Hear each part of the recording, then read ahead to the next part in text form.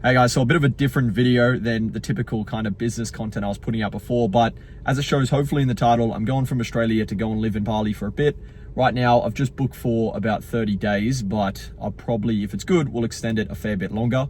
What I'm gonna show you is kind of costs. So I barely have ever been overseas, so if I can make it to Bali successfully, then I'm pretty confident anybody watching this video can, but I'll show kind of the costs, the documents you need, if you should do all the documents beforehand, which I have done, the lines, anything that you may expect. Also then getting travel from the airport to where we're staying. And then when I actually get to the Bali villa that I booked in Canggu, I'll give you a full rundown of the pricing, the flights, how much everything has cost me so far, and then make another video in a month's time, how much, spending and going and eating out is costing.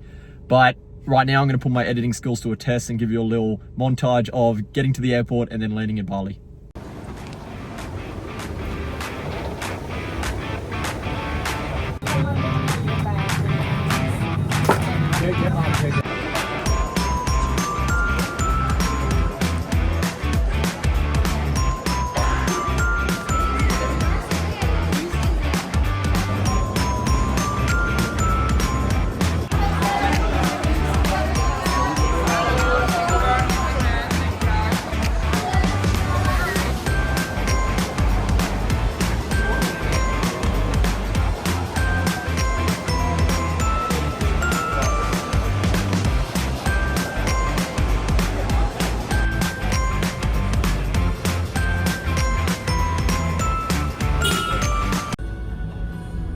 The statue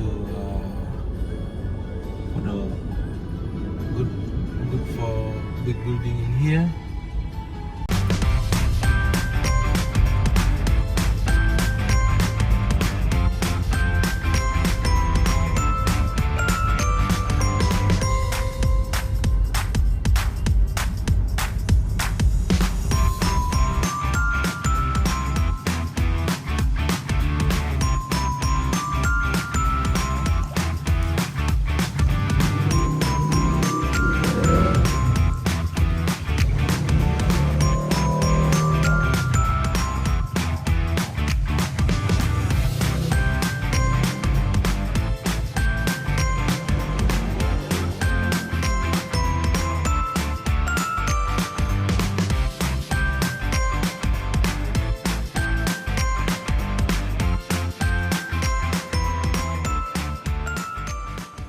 All right, so we've made it so far. I've got into the apartment. We successfully got from the airport to the place, nice and easy. As you saw, I had a driver that the Airbnb booked, and I'm pretty sure that is fairly common. So what I'm gonna do, I'm gonna dive into all the prices, so everything that it cost me, in case you're someone that just wants to travel, or you're someone like myself that wants to come over here to try and scale up a business, work their other job, and then also hopefully meet some people that are doing the same thing. So first things first, flights. From Australia, that cost me about $1,000. I think it was about $800 for the flight return. But I made the second one interchangeable in case I want to stay here a bit longer. And then travel insurance, I think I got a bit ripped. I spent like $200 or $250 because Jetstar recommended it, but I think you can get it for like $100. Accommodation. So the reason I chose this place is because it was pretty cheap. So I think for the month was about $1,000. So yeah, so I just booked out the whole entire month. As you saw, it's got a nice pool.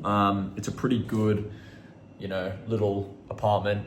Aircon, desk to work from, so I'm going to do all my calls from here, which is all I really needed. But the goal of this trip isn't to be stuck inside the whole day. It's to go to cafes to work from, is to meet people that are doing the same thing. And now, the most important thing that everyone asks and everyone's worried about, where do you do your visa? So firstly, visa cost me, I think it's just the 1 month one that I did. I think it was like $50 for the month, but once again, I'll probably extend it or doing more work at the working visa. That really comes down to how I enjoy Bali. But yeah, that was like $50. All of the little things you need, tourist tax, everything like that, it probably come to $100 total, if that.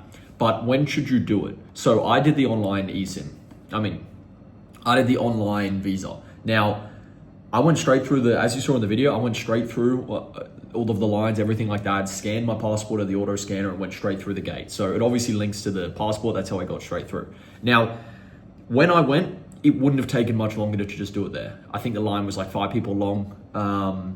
Probably would have taken maybe 20 minutes extra, if that. So the customs form, I did that online as well, went straight through. The health check thing went straight through. The tourist levy tax thing went straight through. So I could just get my bag, go straight through, didn't have to worry about doing anything, didn't have to scan anything. So there was no, when you're tired after a flight, you don't really want to be doing all the admin stuff and making sure that you're doing everything correctly. So it doesn't take long. When I was at home, it probably took me half an hour to do everything.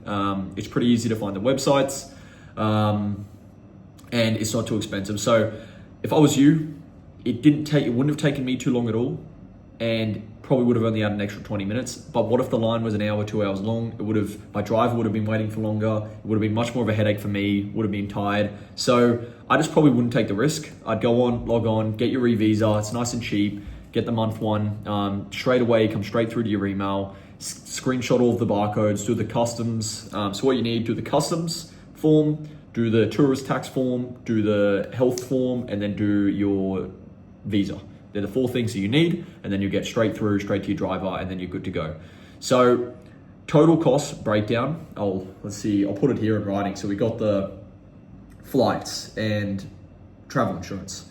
Then we got the accommodation, and then we got and this is, pretty affordable accommodation. Now this is as low as you're probably gonna get. And once again, I'm gonna be experimenting, looking for different areas to maybe get a villa for the second month if I stay longer. So there's that there. And then we've got just all of the little things that might have been expenses. So I got an eSIM as well. That was like $100. So all the little add-ons, probably let's say $250 to be safe. So this is everything so far that has cost me for a month. Now this isn't including spending. I'll probably be going out a bit. I'll be eating out every single day. I think I'm averaging about $10 a meal right now. It's kind of cheap, but I'm also going to fairly nice places that should be a fair bit more. So yeah, that's a total cost breakdown. I hope you got a little bit of value from this, and more videos to come.